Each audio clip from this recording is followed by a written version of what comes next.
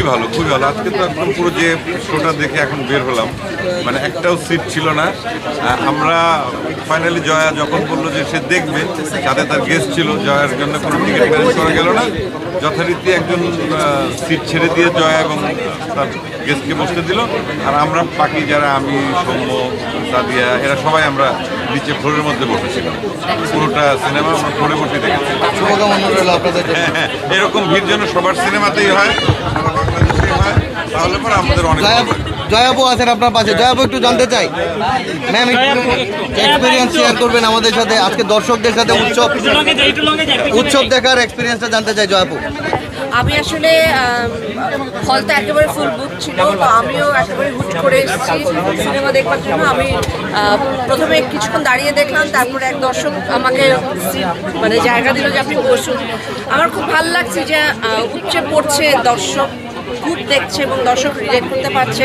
বিশেষ করে 80s 90s-এর যেই আমাদের মাইলস্টোন লাইন্সগুলো বা তখনকার যেই কালচারটা, সেটা খুব সুন্দর করে ফুটে এসেছে। আমার মনে হয় এরকম মিডল ফিল্ম আরও বেশি বেশি হওয়া উচিত, যেখানে খুব ভালো অভিনয়, খুব ভালো গল্প এবং খুব ভালো ডিরেকশন সব কিছু থাকবে। সব মিলে ইট ওয়াজ আ ওয়ান্ডারফুল প্যাকেজ আমি বলবো।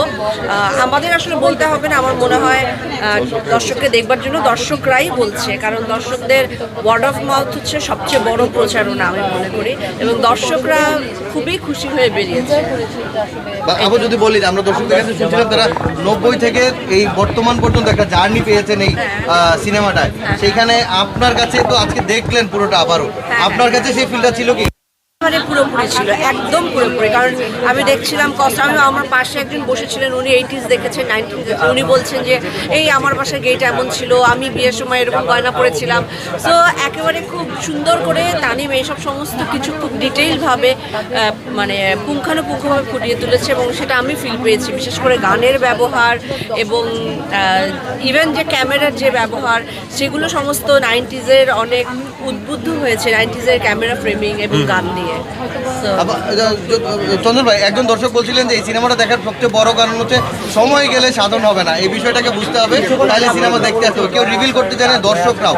আপনার কাছে দর্শকদের প্রতি আহ্বানটা কি থাকবে? ওই তো দর্শকদের প্রতি তো আমাদের সবসময় একটাই আহ্বান থাকে যে আমরা অনেক কষ্ট করে সিনেমা বানাই দর্শকের জন্যে।